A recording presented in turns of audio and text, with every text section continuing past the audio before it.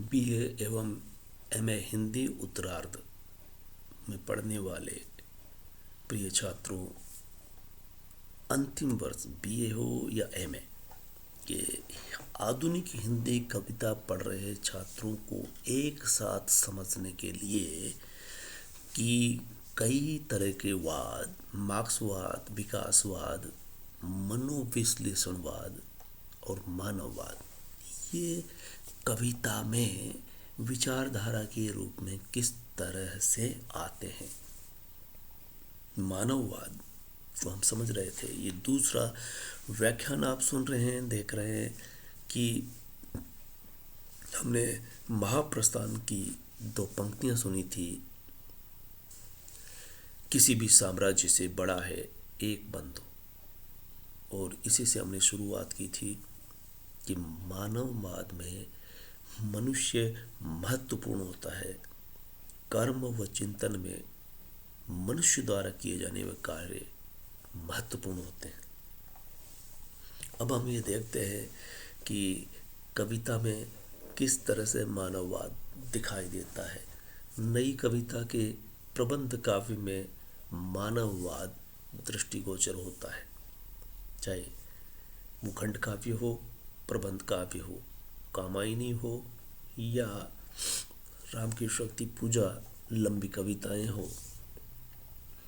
हम ये देखते हैं कि मध्यकालीन काव्य में एक तरह की आध्यात्मिकता, धार्मिकता या ईश्वर पर आश्रित होने के भाव, जिसमें असहाय दुर्बल मनुष्यता के लक्षण परिलक्षित होते हैं। लेकिन आधुनिक काल में देखने को मिला कि वह ईश्वर और धर्म गौण होने लगते हैं, मनुष्य प्रमुख होने लगता है, और मध्यकाल में ईश्वर मनुष्य पर हावी होता है। यही चिन्ह प्रबंध काव्य में दिखाई देते हैं और मानववादी विचारधारा स्पष्ट रूप से परिलक्षित होती है। और काव्य की प्रवृत्ति में देखिए कि किस तरह से मनुष्य दृष्टिगोचर होता है। मानवीय गरिमा बोध, मनुष्यता की या मनुष्य की गरिमा का बोध आधुनिक काव्य में होता है। और अगर किसी चीज का विरोध है तो नियतिवाद का विरोध है, भाग्यवादिता जिसे कहते हैं। लोग अक्सर पुराने एक तकिया कलाम की तरह शब्द का इस्तेमाल करते हैं कि भाग्य में होगा वही होगा। इसमें कर्म को नजरअंदाज किया जाता है, नियति को महत्वपूर्ण माना जाता है। इसका विरोध इस कविता में दिखाई देता है। कर्मशीलता यानी कर्म की प्रधानता। कर्म कौन करेगा? मनुष्य। और नारी का महत्व इसमें दिखाया जाता है। उपेक्षित रह गए पात्र, राम, रामायण और महाभारत के ऐसे पात्र जो उपेक्षित रह जाते हैं, उन पात्रों की पुनः प्रतिष्ठा की जाती है। ऐसे कवि मैथिली शरण गुप्त और उनका साकेत। साकेत में राम और सीता के बजाय उर्मिला, जो लक्ष्मण की पत्नी रहती है, जो नजरअंदाज कर दी जाती है, उस पर केंद्रित है। अब देखिए कविता में मानववाद। किसी भी साम्राज्य से बड़ा है एक बंधु, एक अनाम मनुष्य, मुझे मनुष्य में विराजे देवता में सदा विश्वास रहा है। मुझे यानी कवि को। कवि स्पष्ट तौर पर कहता है कि वो मनुष्य मध्यकाल का जो आराध्य को लेकर के लिखता है, भक्ति काव्य लिखता है तुलसी सूर के रूप में। आज कवि कह रहा है मुझे मनुष्य में विराजे देवता, यानी वो पहले के काव्य में देवताओं का गुणगान प्रार्थना निहित थी, और आज वो मनुष्य में ही देवता को देख रहा है। यानी विश्वास पहले देवताओं में हुआ करता था, विश्वास अब मनुष्य में निहित होने लगा है। इसलिए कहा जा रहा है कि साम्राज्य एक तरफ और एक नागरिक एक तरफ।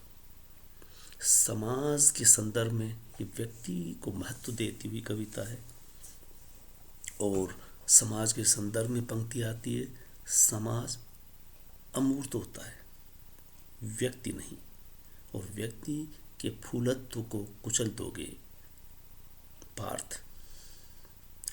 समाज अमूर्त होता है, व्यक्ति नहीं। यानी समाज एक साथ व्यक्ति की तरह दिखाई नहीं देता। यानी समाज को महत्व देने के बजाय व्यक्ति को महत्व दिया जाता है, क्योंकि व्यक्ति साक्षात दिखाई देता है।